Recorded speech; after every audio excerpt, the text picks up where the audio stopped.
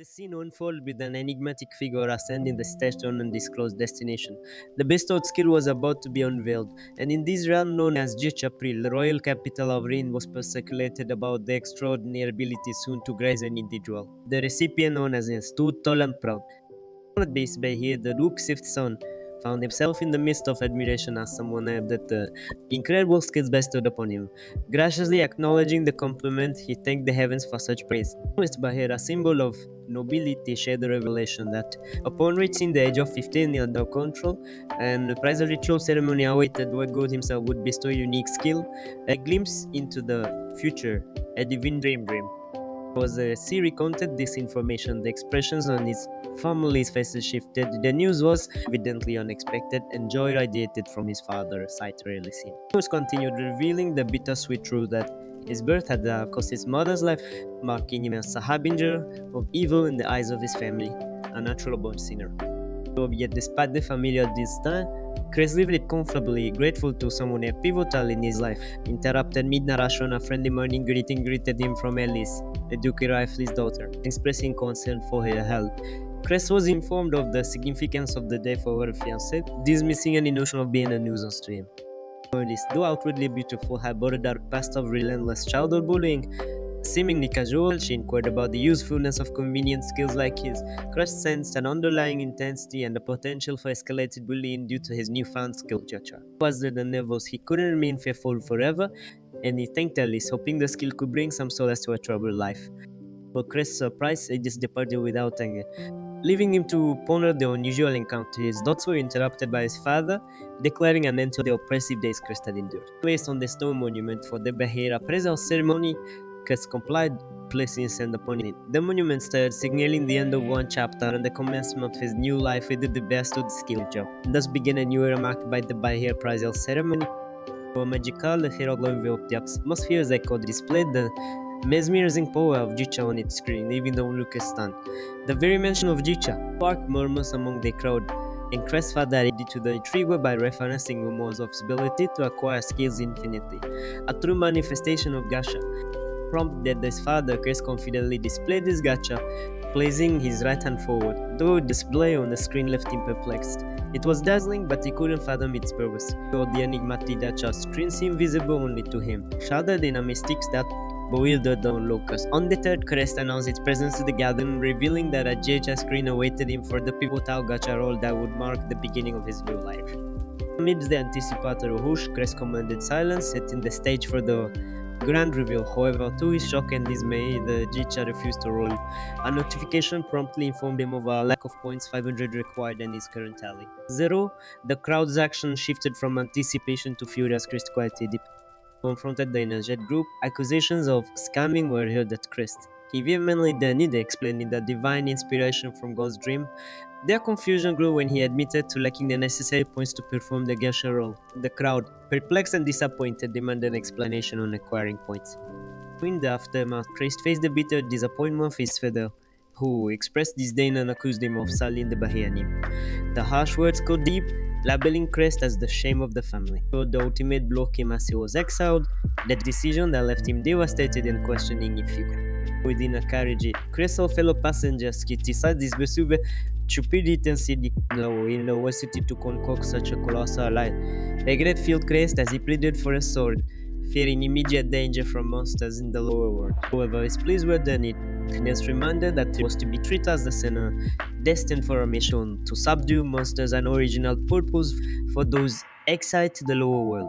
Confused for a moment, he tells them that he would defeat as many monsters as possible in order to redeem himself. He wanted to make the upper world where people could live safely for a long time. He again pleaded with them. They seemed convinced and gave him the reward he was requesting. For thanking them for that gesture, there was a sudden burst of uncanny light. It seemed like he disappeared. One of them asked whether he was gone. Another one replied back that he supposed they would never see him. His face again, the scene throws light on the mysterious mountain. Somebody suddenly jumped in the middle of the road. It seemed like he was crested. He was confident and fearless. He commented that it was the lower. The word was the world headmasters. He said the upper was where humans live, connected only by one magic circle. Who indestructible gate, and its existence was one of a kind in the world. The scene kickstarted with Was being in the lower world of monsters, he was seen commenting that transport magic circles were used to those and criminals were the committed felonies to the lower world. The locations to which they were sent to be were completely random, making that impossible to return. He wondered what they should do. Then he was standing there when there was a movement before his nerves could activate and send a signal to his mind. He was attacked by the monster called Wolf. It was roaring hard with those edgy teeth popping out. He asked him why he had to show up so soon. Wolves are larger and more ferocious than the normal wolves. They did not hesitate to attack even non-humans. It seemed like it was approaching towards him. Impressive, nervous, he stated that he was at the top of his class in the Nekud Academy had fought a monster once, but the monsters of the upper world were weaker than those there. He wondered if he saw as much would hold up there. It reached almost where he was standing merely a few meters apart. They both attacked each other with full power. He attached it with his sword and it did with its edgy pose, it seemed like. They were having an endless battle, both were putting their full effort to when he realized that he slashed him in ways, but he was not even flinching in the word. Fighting was a natural instinct, it seemed like he had mastered. Man to have the command over him. He had up with his sword that touched right in the center of the wolf's face.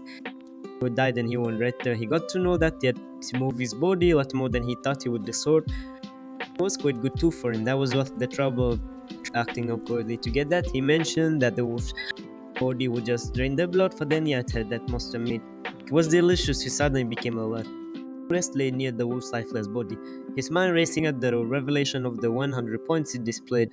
He pondered the significance, realizing that killing monsters in the upper world didn't yield such points.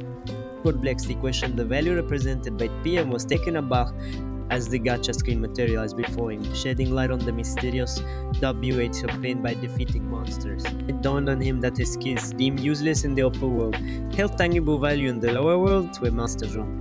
He was content with the lack of information on the difficulty of using these skills in the upper world. Crest expressed a wish for better initial equipment and treatment. However, he acknowledged the futility of such thoughts, conceding that maybe his current circumstances were for the best, lying on the floor. He reflected on the hardships and humiliation that must have preceded his acquisition of these skills. Determined to make that justice no more, he resolved to find another monster, seeking hope amid mixed thoughts about survival. Meanwhile, the scene shifted to a palace, focusing on Alice in her bedroom, holding a pillow adorned with the crest photo. The atmosphere was charged with tension as Crest faced Alice, who accused him of faking her ghost dream to elevate his own position. Crest's defiance surprised Alice, leading to a heated exchange where he rejected being her dog or toy. Alice warned him of potential consequences in the lower world but left the room in frustration, knowing that Crest would regret his decision. She fell ill, prompting her departure for home, leaving someone to inquire about her well-being. Lady Alice, nearly healed, prepared to meet Crest again. She revealed Crest's banishment to the lower world before dawn, expressing concern. Crest in the lower world recounted his encounters with monsters and his strategy to accumulate 5,000 points for a gacha roll. He shared his shift to hunting goblins and Najiro found rabbits, emphasizing the importance of multiple skills for survival. As Crest checked his points, he discovered a shocking total of 250 instead of the expected 5,000. Perplexed and frustrated, he questioned the discrepancy, pondering if his hunting method was flawed. Crest acknowledged the need for a new approach, guessing his determination to succeed in the lower of the narrative delved into Crest's subsequent battles, both revealing his efforts to accumulate points and the introduction of a mysterious mystery box in the gacha system. The box unveiled various colored balls representing different skills and abilities. Crest's curiosity led him to explore these new elements, uncovering copper, silver, and golden balls each offering unique skills. When the protagonist deliberated on the significance of these balls, contemplating their potential benefits, he faced a rainbow-colored ball and discovered it to be an appraisal skill. Crest excitedly engaged in the appraisal process, unlocking level 2 and 3 capabilities. He marveled at the newfound ability to appraise items and even discern toxicity levels. Wonderful. Crest embraced the darkness with a matchstick, showcasing his survival skills. The scene concluded with him savoring a meal made from the monsters he defeated, expressing his excitement and determination to enhance his living conditions in the real world. He was lay on the ground eager to acquire the heal skill. As he dozed off, a mysterious called his name. Startled, he awoke to find Elise berating him, claiming that without her, he was nothing. He demanded questioning obedience and insulted him derogatory. Despite facing her, Crest was haunted by dreams, haunted by the trauma of isolation. In his dream, Elise persistently called his name, revealing his vulnerability and fear. Crest lamented the intrusion of Elise into his dreams, expressing his reluctance to see her even in his subconscious state. Old thoughts of the Noble Academy's uniform triggered memories, prompting him to question the authenticity of Elise's character. The narrative shifted though, Elise acknowledging her own beauty, dismissing the notion of being a mere new angel. Her childhood memories unfolded, revealing Crest's initial resistance to her advances. Audience persisted in pursuing him, convinced Crest to practice her backreading with her, using him as the manager also. Despite Crest's initial awkwardness, their relationship began to develop. This found solace in the extreme Crest's acceptance and kindness, a departure from others who failed to see her true self. Her attraction to him grew, but external opinions labeled Crest as incompetent, fueling her determination to triumph over such judgment. Frustrated, she orchestrated a public announcement of the engagement, surprising Crest and his brother.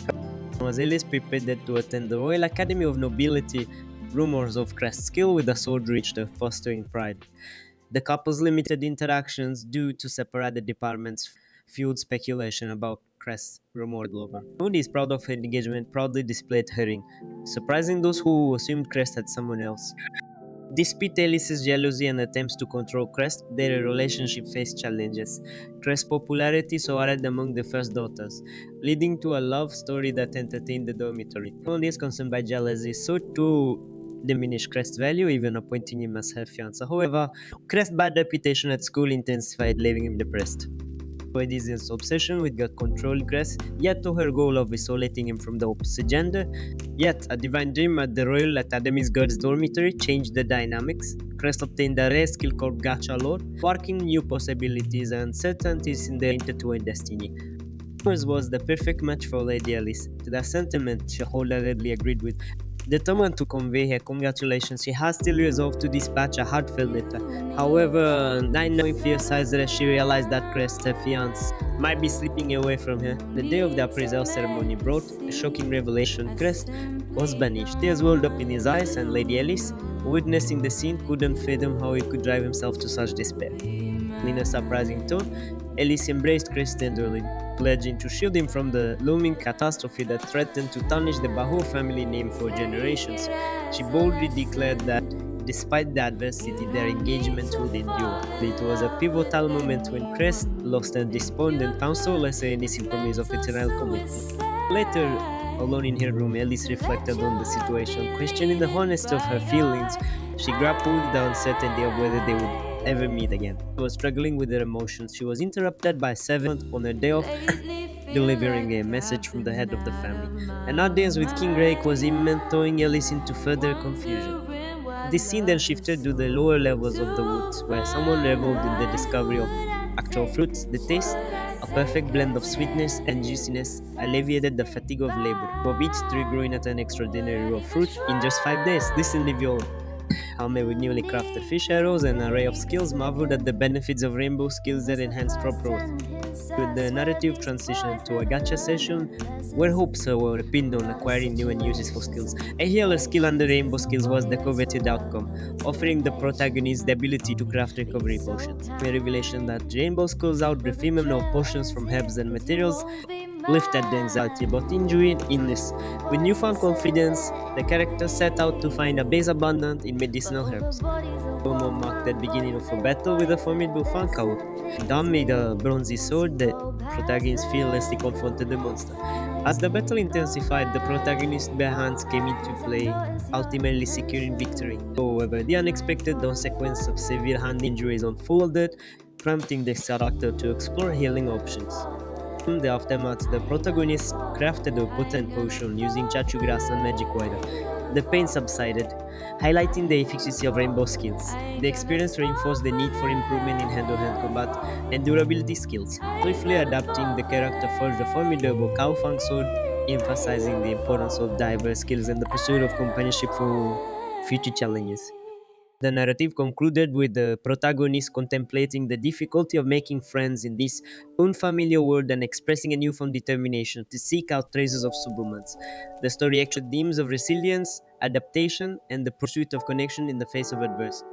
Reyes found himself in an unexpected sword-mock battle with Lady Alice, and she decided to remove her helmet, surprising him.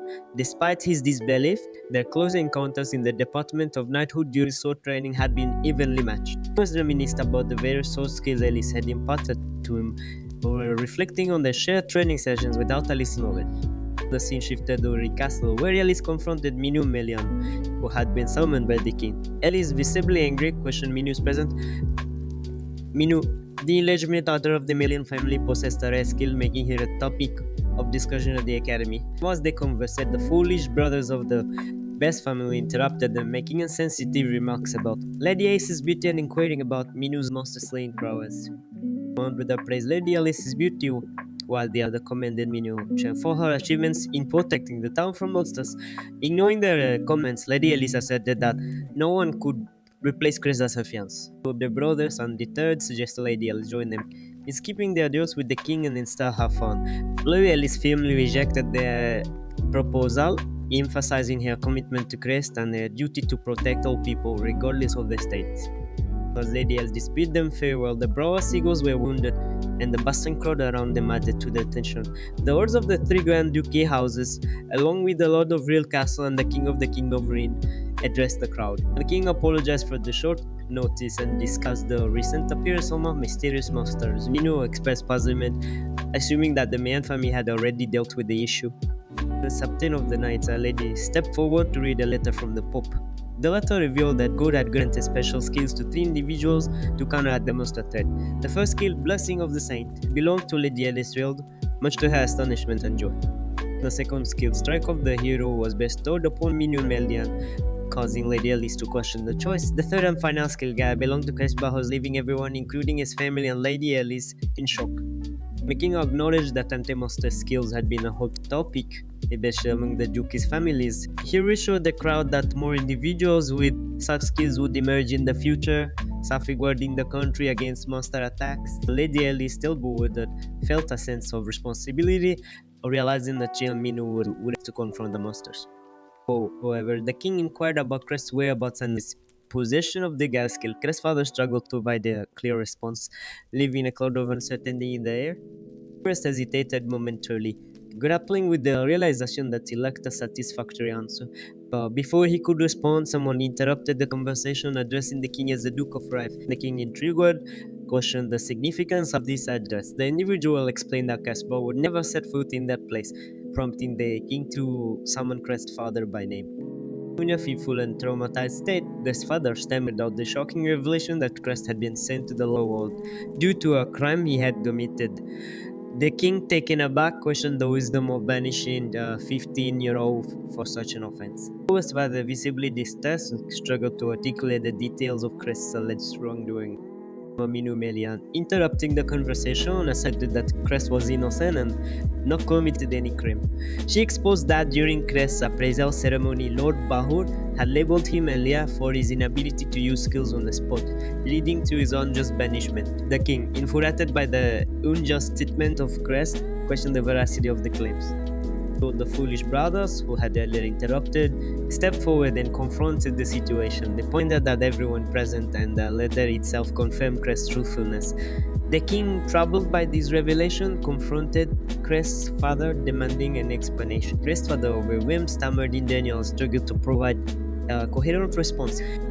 All the surveilling in the moment expressed satisfaction with the unfolding events. The foolish brothers apologized to the king, acknowledging the distress caused before the nation's crisis. The king appreciated the Riflet family's commitment to searching for Crest and considered them brave.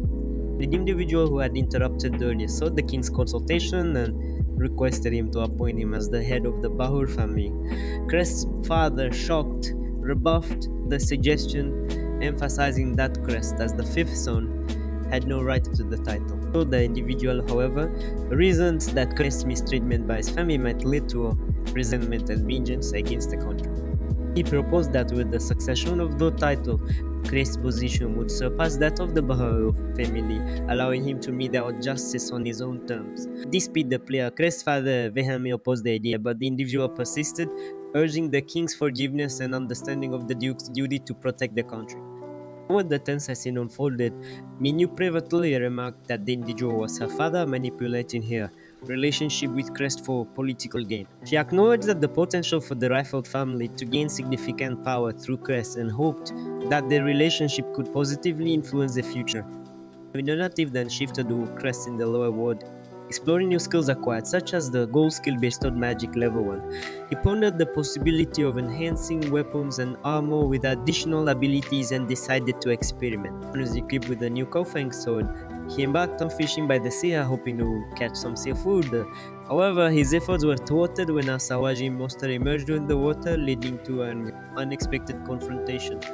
Meanwhile, back at the royal court, the king expressed that trust in the Rifle family, though handled the search for Crest, while the individual sought permission to enlist Minio's assistance due to her powerful hero skill. The crowd remained perplexed about who would protect the country, and the king acknowledged Crest's perilous situation in the lower world.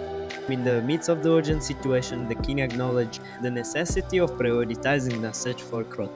A race against time unfolded, and the king sought Min's assistance due to her powerful skills. Min graciously agreed, charming the king with a smile. As the king dismissed the crowd, someone interrupted, expressing the desire to join the search. It was Minnie who vehemently opposed the idea, claiming that Crest would run away in fear if he encountered her. A heated exchange ensued between Min and Minnie, with Minion suggesting that Crest might take his own life if confronted by her. The king, observing the intense confrontation, questioned the validity of Minil's claims. Minil interjected, admitting to being somewhat harsh with the Crest, but refuting Minil's assertion. However, Minil also acknowledged that she liked being consulted directly. With the confrontation escalated, with Min and Minil engaging in a verbal battle, disregarding the king's attempts to intervene. The king eventually commanded them to cease, expressing his frustration. Rominu, determined to bring Crest back, assured the king that she would try to convince him, even mentioning that her father had prepared a significant souvenir for him. The scene shifted to an unknown conversation between Minu and Alice. Minu shared the understanding of Crest's desire for freedom, emphasizing that titles and wealth would not bring him happiness.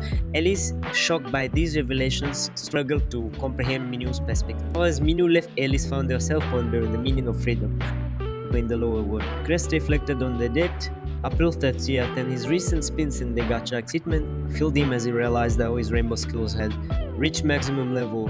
He eagerly anticipated his return to the lower world and decided to bid farewell to the king. The three continued as he acquired the construction technique skill, finally allowing him to build a home. Choosing a location with a scenic view and nearby creek for fishing and easy access to unexplored areas, Chris began constructing his house. Delighting in the process, he marveled at the sturdiness of the walls, soundproof curtains made of monster fur, and window panes crafted from beach sand. Chris explored his new home, appreciating the monster fur curtains and the kitchen, though he noted the absence of the cooking technique, acknowledging that homemade the taste was superior. The scene unfolded with Chris acknowledging that his current activities were centered around exploration and point collection. Admitting his newfound addiction to cooking, he marveled at the fluffiness of his feng shui pulled bread. Both as he slept and watched the calendar, he realized it was already be approved fourth. Here opening the gas screen, Chris checked his status, expressing contentment with his great power and stamina. Reflecting on the 50,000 points he had collected, Quest considered trying the gacha again. With 8 attempts so far, he pondered whether to leave 10,000 points unspent. Contemplating the potential announcements in May, he speculated about turning in all his points. Despite uncertainties, he admired the comfort of his bed and contemplated the importance of relationships in the Noble Academy. And the narrative then shifted to the Duke of Bahur's house, where a tense appraisal ceremony took place. The eldest son, Crest's brother, engaged in a heated exchange with his siblings. The discussion revolved around who would search for Crest, with reluctance evident among them. Amidst the familial tension, plans were made to control Crest using a slave collar. Meanwhile, Crest found himself submerged in water, wielding his sword bow and observing something. But as he slept peacefully, he woke up on May 5th and eagerly opened the May celebration summoner gacha. With 10,000 points, he aimed to try it twice, anticipating potential rainbow skills. His excitement filled Crest as he acquired a new silver skill, the Monster Evolution technique, and the summoner skill. Chris contemplated the usage of the monster evolution technique and summoned a female goblin named Gabu. The comical attempts to shake hands with the goblin ensued, revealing her low intelligence level. Me back Chris' efforts to befriend Gabu, and the scene shifted to Albert, one of Chris' evil brothers, and his attempt to control monsters using a slave collar. The evil brothers mocked Chris, referring to him as incompetent, while Albert tried to demonstrate his abilities. As Chris struggled with the communication, the summoner action revealed another presence in the world. Albert, engaged in a battle with monsters, questioned why they were fighting goblins and potentially facing annihilation. He chastised the detection team member for not using a detection skill, expressing frustration with the chaotic situation. The scene left readers curious about the unfolding events in both Chris and Albert's worlds. In the realm of dance magical elements, Chris found himself grappling with the repercussions of his team's failure. Apologies were offered, but the leader's frustration erupted into physical reprimands. Blows were exchanged and accusations of incompetence hung heavily in the air. The unexpected resilience of the demonic element added an additional layer of complexity to the situation, catching everyone off guard. Although civiliable knights seemed to falter, performing below their usual standard, guests undeterred inquired about the extent of injuries among his team. The response was confusing, with conflicting reports on the number of casualties. Demanding a move forward, Crest coldly declared that those unable to keep up would be left behind, with the promise to retrieve them later if they survived. This sparked anger among the team, vehemently refusing to abandon their wounded comrades was the stark reminder of the defeat at the hands of goblins.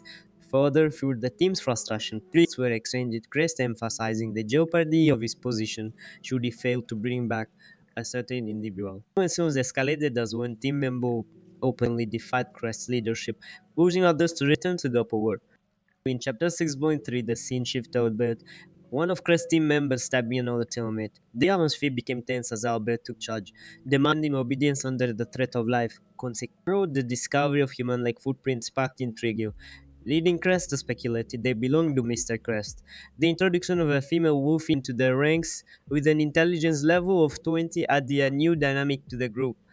Naming the boon companion Gabriela and witnessing her unexpected deal with someone, Crest found himself amazed by the mysteries of the lower world. As evening approached, a sense of foreboding swept over the group. Gabriela and then the wolf exhibited signs of detecting something amiss, growling and prepping to attack. Crest too sensed an anomaly and heard a distant human scream, identifying it as Albert, the second son. Chapter 7.1 delved into Chris' traumatic childhood with the Bajo family, highlighting the abuse and cruelty he endured, particularly at the hands of Albert. The reunion with Albert in the lower world brought back haunting memories and ignited a tense confrontation. Albert's manipulative tactics played on Chris' deep-seated fears, creating a volatile situation. In the subsequent chapter, Chris found himself caught in a delusion, grappling with conflicting emotions. Ona's approach to attack further intensified the chaotic scene. Creston, between fear and obedience, struggled to navigate the complex dynamics with his brother and his loyal companions.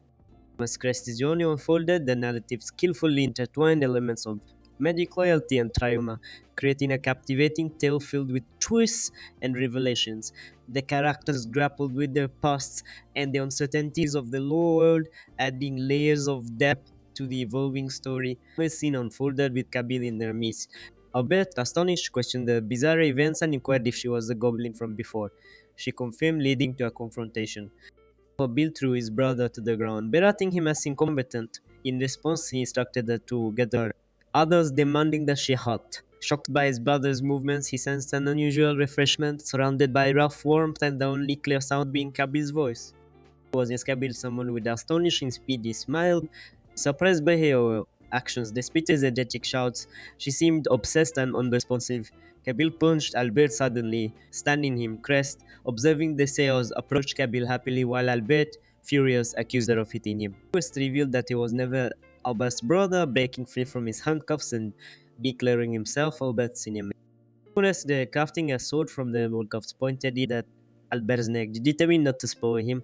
Albert, attempting to stop the sword with his bare hands, the consequences of defying him. Commanding his knights to kill the monster, he was met with silence despite his goals and orders. The knights hesitated, and when they finally attacked, they were swiftly defeated. Albert acknowledged their strength and courage, but questioned their loyalty, emphasizing the need to follow the Lord's command, even if it meant stabbing each other. The knights geared up again, attempting to attack, but were defeated by Kabil and Crest's formidable strength. Shouting and berating them as stupid, he unleashed the power of the fire element, confident in his level 5 fire magic, the strongest in the upper world. Convinced of their impending defeat, he boasted about devouring the approaching fire cannon. However, to his surprise, his opponent countered with level 3 earth magic, creating an impenetrable mud wall. Repeatedly employing his fire cannon, he couldn't break through and questioned his adversary's ability to use level 5 or higher earth magic.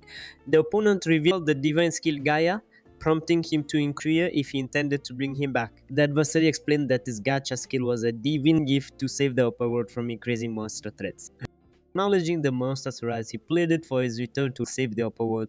Resigned near great secret lair, plotting to find an opening to put a collar around his neck. Unexpectedly, the adversary impaled him in the neck, catching him off guard. In pain and crying out to question the motive behind this sudden attack, Albert, giving him strange looks, asked if he thought that would convince him.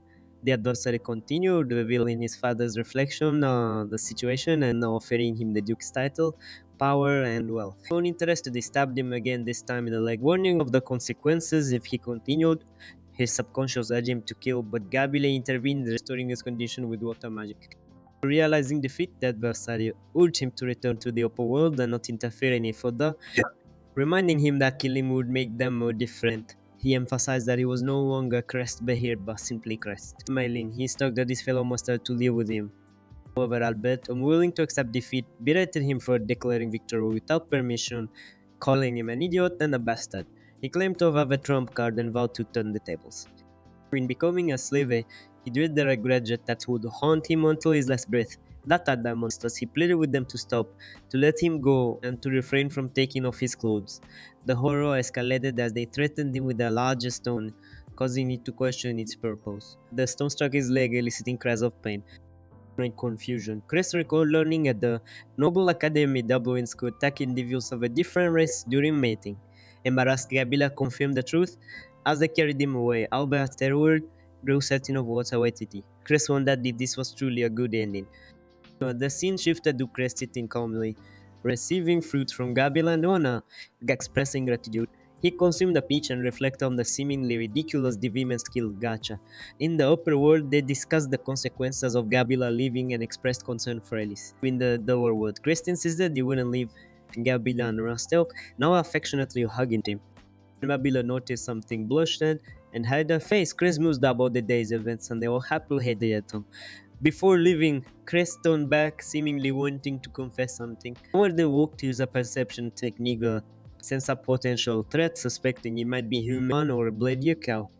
This scene transitioned to a girl fighting a demon, struggling against its attacks. Chris intervened, offering to handle the demon. After a successful fight, the girl thanked him. He was concerned about her appearance, apologized and used an appraisal skill, revealing she was poisoned with limited time left, quickly concocting an antidote. Chris saved her and she expressed gratitude. He was questioned if she was human. The girl, revealing herself as the Goblin Queen, pleaded for him to save her village. Crest, shocked but willing, agreed to help. He used light magic to illuminate the dark woods, surprising the Goblin Queen. Crest, joined by Gina and Rua, decided to assist, proposing to set up a base in their village in return for the favor. A Goblin Queen named Nivea, emotional and grateful, led the way to her village in a bathhouse. Minyu asked Joyce if she knew about the recent events. Sent down to the lower world recently, Alice inquired about Crest's brother, and Minyu clarified that he was Crest's fiancé. Minyu recounted the mixed bath incident and mentioned the mass outbreak of monsters, leading to a dispatch of troops to the lower world. Alice mockingly questioned the efficiency of the Bahur family's efforts to bring back Crest. Despite Minu's negative response, Alice expressed joy that Crest was still alive. Minu cautioned Alice not to be too relaxed, hinting that the Raffle House might send its best troops to retrieve Crest. Alice suggested providing Crest with a change of clothes for the challenging life in the world. Minu agreed but hinted that doing so might mean she wouldn't come back either. The scene shifted to the low world, where Chris discussed the necessary materials with Olivia. Apologizing for being a burden, Olivia was assured by Chris that she shouldn't worry. Goblina and Rua eagerly joined in the quest. While they walked through the dark forest, Ogi expressed a newfound understanding of Chris challenges in the upper world. She appreciated the power of the gacha skill and shook Chris's hand, expressing her desire to witness him play gacha. Upon reaching the village, goblins eagerly welcomed Livia, relieved to see her safe. Concerned about her sudden absence, they scolded her for not leaving a note. Livia apologized and explained that she had indeed left a note, revealing she sought an antidote. Running to Crest, she announced that they had poured their poison on the goblins. Initially frightened by Crest being human, were calmed by Olia, who introduced Crest as their savior. A child referred to him as Mr. Crest and shared the history of humans banishing them to the lower ground. Livia, understanding that the past could be changed, prioritized saving their friends in the village. Leading Quest to the village, they arrived at a place where several goblins lay on the floor. Julia pleaded with them to drink a certain drink, and miraculously they stood up healed. Overjoyed, they hugged each other, apologizing to Crest for their earlier rudeness and calling him the savior of the village. Julia calmed them, mentioning they hadn't finished treating everyone. Gobo was advised to rest, and the kids scolded Livia for her reckless actions, calling her selfish. Shocked and apologetic, Livia accepted their admonition. In her house, Livia invited us to stay, expressing a desire for a welcome banquet. Crest, grateful for the offer, noted the impressive interior but found the bed made of dried leaves. My idea, the smithing technique of summon a glass cup and energy potion, contemplating the activation of skills without their name. As he considered extinguishing the candles, Crest pondered the mysteries of those skills monsters and demi-human. The next day, the kids marveled at the rebuilt house, praising Crest's skill. Crest mentioned rebuilding the destroyed house, and the stunned kids extended their thanks. Olivia, impressed, called it Crest amazing and humbly attributed it to his kids' skills. The scene shifted to someone questioning if Via was cooking. In the glow of a softly lit room, Livia responded with genuine enthusiasm, recounting the efforts she had for Mr. Crest. With animated gesture, she clarified that the delectable dish she enjoyed was none other than the offspring of the sea crabs, emphasizing how exquisite it tasted when served in its raw sashimi form. Was joining the conversation suggested the possibility of crafting a delicious soup using the crab stock. Livia, taken aback by the mention of soup stock, inquired about its nature. The perplexed servants looked on as Prest, in the midst of his culinary craft, explained the essence of simmering meat to extract its flavors. Seasoned with salt and spices, Livia, curious about the salt, received an affirmative nod, and upon tasting the concoction, lauded its deliciousness expressing her admiration. She commended Priest's skill with the formidable piece of iron, acknowledging a wealth of knowledge not known to the village. Spotting goblins engaged in a peculiar bathing ritual, Priest, observing their interaction, wondered if they possessed magical abilities. Divya affirmed, revealing that only a select few, including Priest, could wield water magic. In a practical suggestion, Priest proposed using a bucket to ease the burden of lining up for water.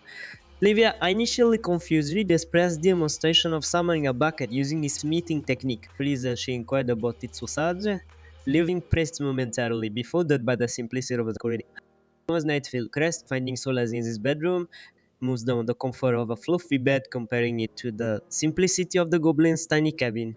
Reflecting on Livia's house and his advanced civilization, he wished for a more luxurious bed.